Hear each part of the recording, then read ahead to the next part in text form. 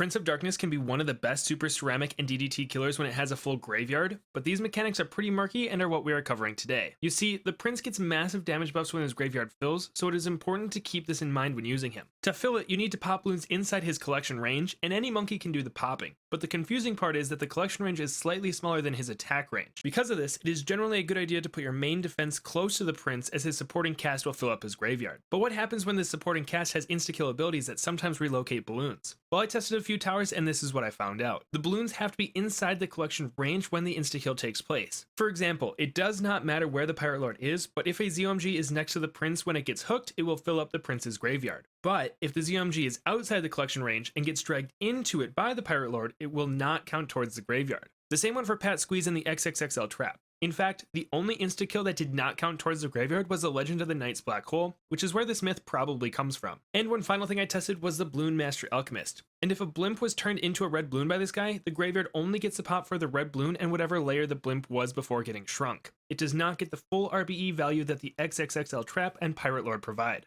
But now we know what insta-kills count towards the Prince of Darkness's graveyard. How do lead balloons float? I mean, lead weighs a heck of a lot more than cast iron or steel, and that lead layer does not look thin, especially since it can stop bullets.